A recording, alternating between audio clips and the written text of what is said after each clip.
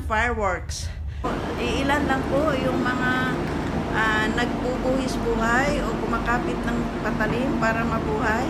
Yan. Palabas na tayo, guys. Nakasabay din naman akong army. Yan yung palabas na kami.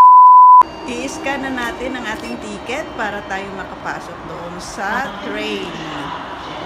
So kung makita nyo, walang katao-tao. Ilan lang kami dyan sa train station. So tingnan muna natin yung time, schedule ng train, yung pauwi sa aking trabaho. So bababa na tayo doon sa hagdan. Yung train ang sasakyan ko nandyan sa number 3. So tingnan nyo, walang katao-tao. Ilan lang po yung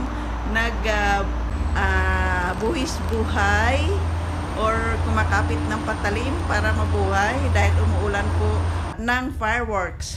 So wala din po pasahero. Mayroon dyan, 3 lang kami dyan sa ano na yan. Mayroong isa dyan sa likod ko, isang pasahero.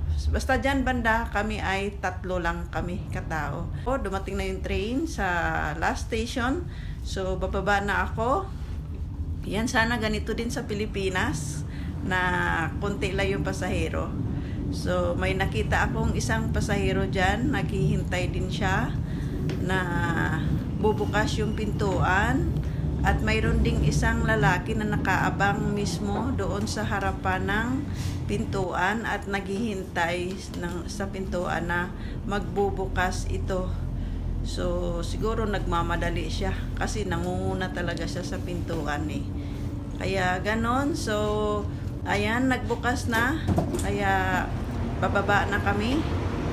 Kung may makita kayo, iilan lang po yung mga nagbubuhis buhay o kumakapit ng patalim para mabuhay. Yan, ilan lang po kami. So palabas na tayo, guys. May mga kasabay din naman akong army. Yan yung palabas na kami doon sa sa train station. So may nakasabay din naman akong army. So okay lang.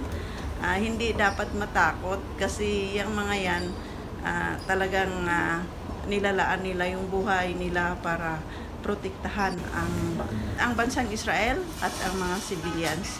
So palabas na tayo. Ipakita ko sa inyo yung magandang view kung saan ako nakatira. Yan, napakaganda ng view. Yan, dyan ako nakatira sa letter C na building. Diba, ang gandang tingnan dito pag umaga.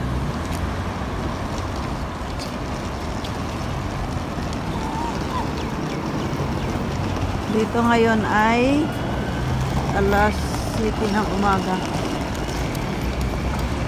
Ito yung train station dito. Sa lahat ng nanonood sa aking video, thank you so much. God bless us all. Bye-bye.